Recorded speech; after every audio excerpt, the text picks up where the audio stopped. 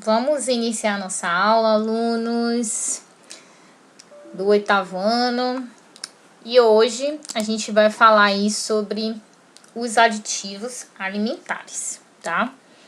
Então vamos entender aí como é que funcionam os aditivos, né? O aditivo alimentar, ele é utilizado nos alimentos industrializados, que são esses alimentos que estão aí nessas imagens. Então, na verdade, esse aditivo alimentar, ele é uma substância, né, utilizada para fazer com que o alimento fique diferenciado. Isso é uma coisa que eu vou mostrando aos poucos para vocês. E o aditivo, ele não tem o propósito de nutrir. Ele não é um nutriente, ele é uma coisa ruim, tá? Uma coisa que serve para modificar um tipo de alimento, né? O que ele vai modificar? Ele vai modificar várias coisas. Ele vai modificar características físicas, biológicas, sensoriais, durante o processamento, preparação, manufatura, tratamento, embalamento, acondicionamento, armazenamento, transporte e manipulação de um determinado alimento. Então é muita coisa, né? Então a gente percebe aí que tem que ser feito um trabalho bastante trabalhoso, né? Uma coisa assim bem processada, para que esse alimento ele fique bem conservado. E alguns aditivos até fazem com que os alimentos demorem meses ou até anos para ter aí uma validade eficaz. Então, uma das técnicas consiste em adicionar substâncias químicas, aditivos químicos que, na verdade, vão servir ou para impedir ou para matar, né, os micro-organismos. Impedir também com que eles se reproduzam, tá? Então, os aditivos, eles além de fazer com que os micro-organismos morram e impeça o crescimento deles, ele serve para dar cor ao alimento, aroma, sabor, ou seja, você vai, na verdade, alterar aquele alimento. Ele não vai ser mais natural, ele vai ser uma coisa totalmente modificada, né? E serve também para dar uma consistência melhor para o produto aí e para que o consumidor possa, na verdade, olhar para aquele alimento e veja algo bonito, né? Algo esteticamente bonito. Então, eu vou só mostrar aqui para vocês, eu não vou ler, até porque isso aqui é uma curiosidade que eu trouxe para vocês, mas é só para vocês terem uma ideia das coisas que colocam nos alimentos industrializados e a gente nem sabe, a gente nem conhece, tá? Então, isso aqui é para vocês terem só uma ideia, né? Então, aqui são as classificações dos aditivos que são colocados nesses alimentos industrializados, né? Então, aqui temos os naturais, semissintéticos, sintéticos, acidulantes, agentes de firmeza, agentes de corpo, antiespumante, antioxidante, né? Antiumectantes, antiaglutinantes, aromatizantes, saborizantes, conservadores, corantes, edulcorantes, emulsificadores ou emulsionantes, espessantes, estabilizantes, espumantes, estabilizantes de cor, tá? Fermentos químicos, gelificantes, glaceantes. E aqui tem um monte que eu já tô cansada de ler, pra dizer a verdade, gente. Então, isso aí é só pra vocês terem uma ideia, né? Apesar de que tem até bem mais do que isso.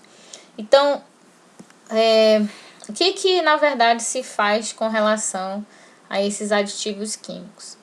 Dentro das quantidades consumidas normalmente pelas pessoas, eles são considerados seguros, ou seja, quando a pessoa lá da empresa que está fabricando tal produto coloca uma determinada quantidade que seja considerado para se consumir e seja seguro, né, ele é aceito.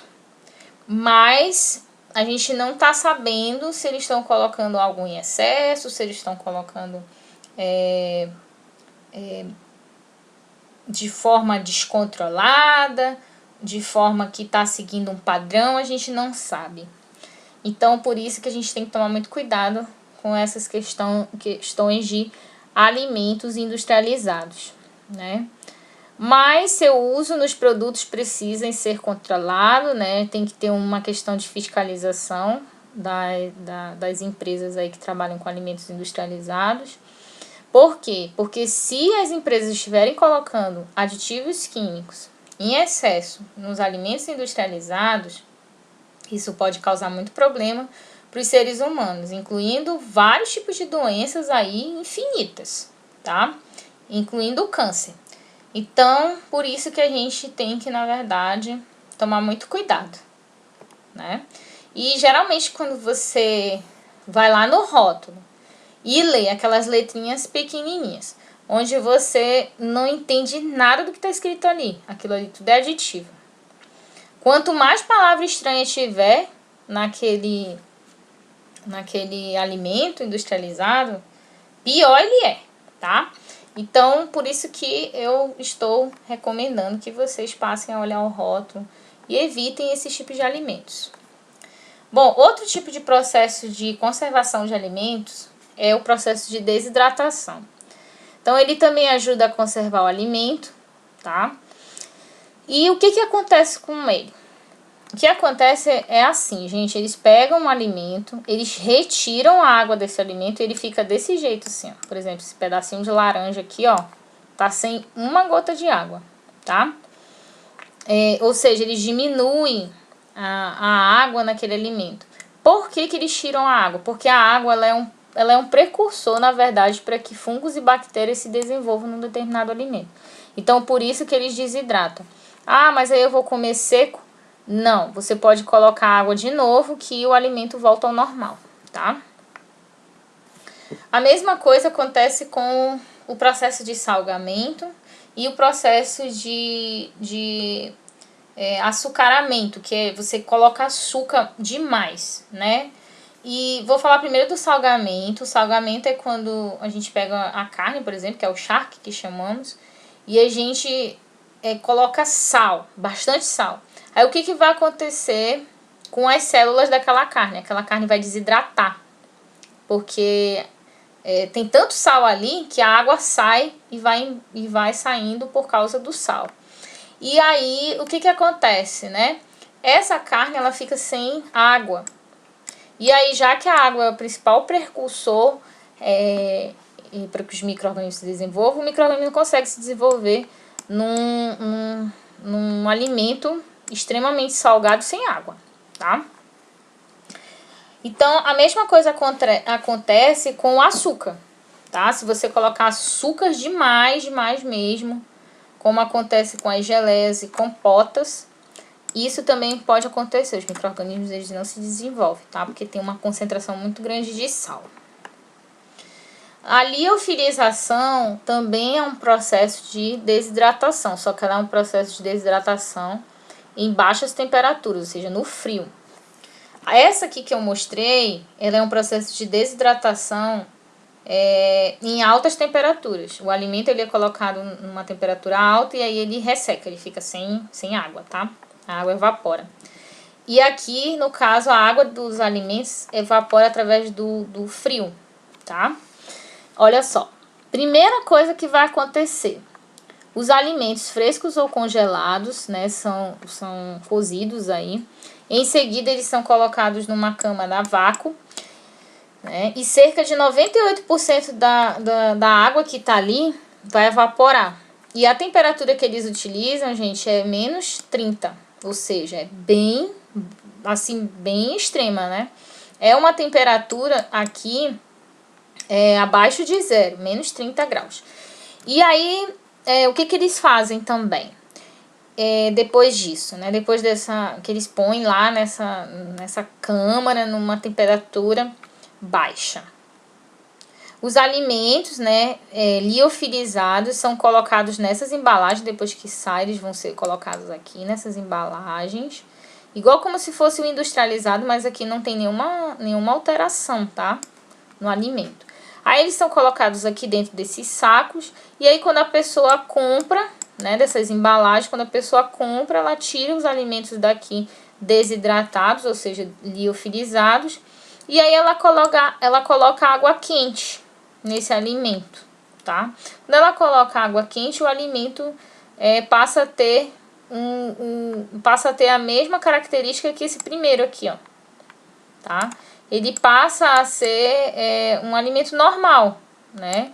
E você viu aí que o processo de liofilização ele não passou por nenhum tipo de mudança química, nem por aditivo. Outro processo de conservação é a defumação. Ela é uma técnica que consiste em colocar, né, o alimento ali exposto a uma fumaça, né? E, na verdade, as substâncias da fumaça, elas fazem com que os micro-organismos, ou seja, as bactérias e os fungos, não se desenvolvam aqui, ó.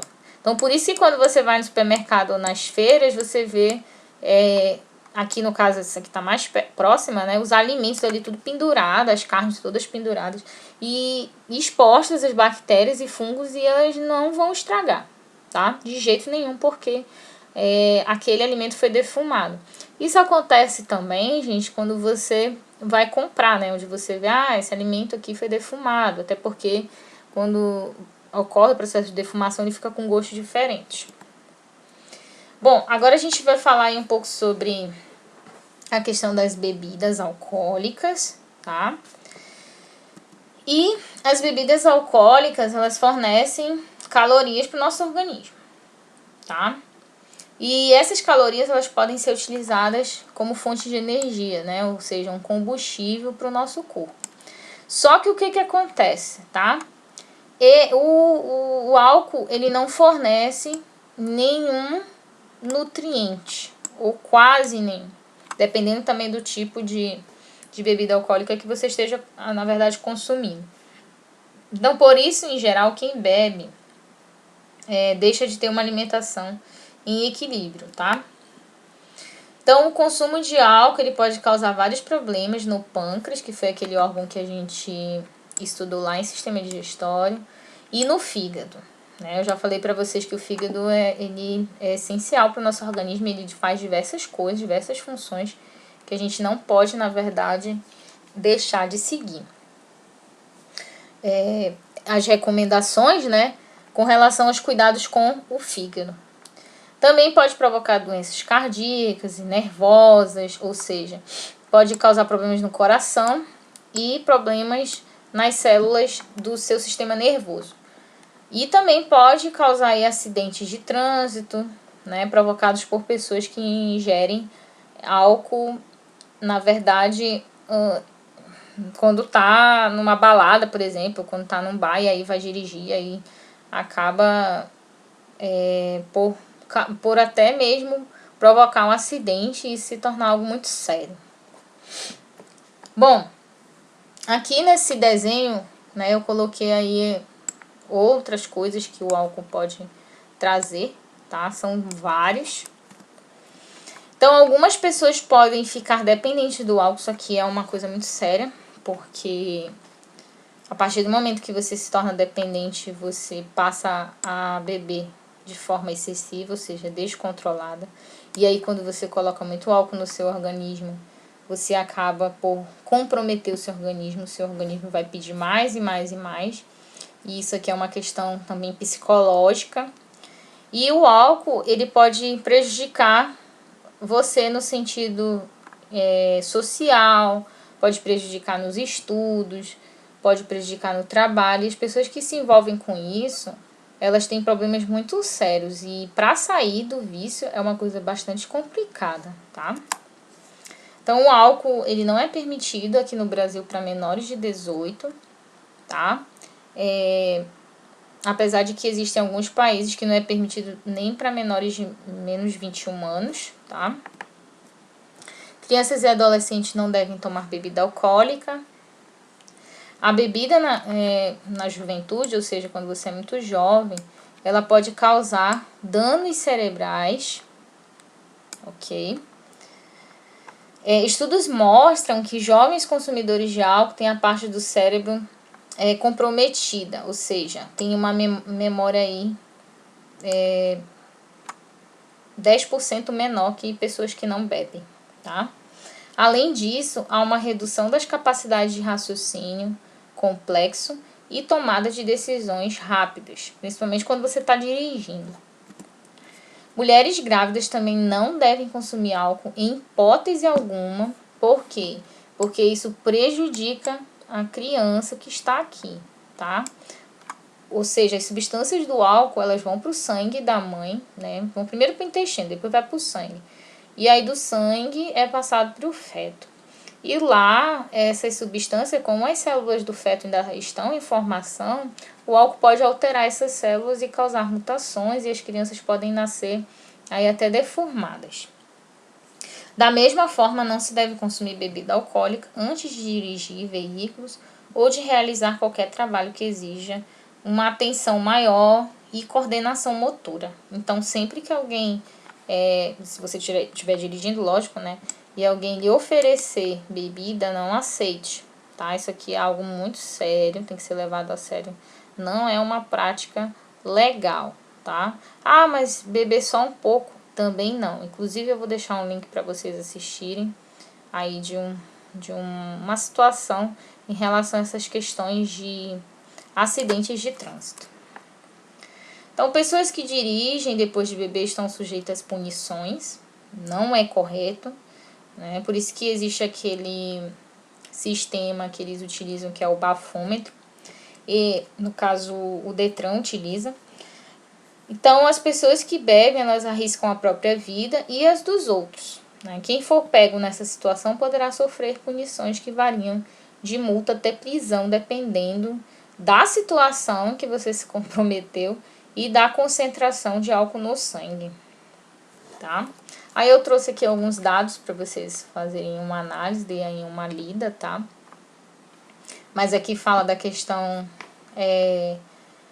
da bebida alcoólica em adolescentes e em relação à bebida alcoólica com mulheres e homens. Então, gente, na próxima aula, se Deus quiser, a gente vai finalizar esse conteúdo. Esse aqui é o último, a gente vai falar sobre desnutrição. Eu espero que vocês tenham gostado da aula e até a próxima.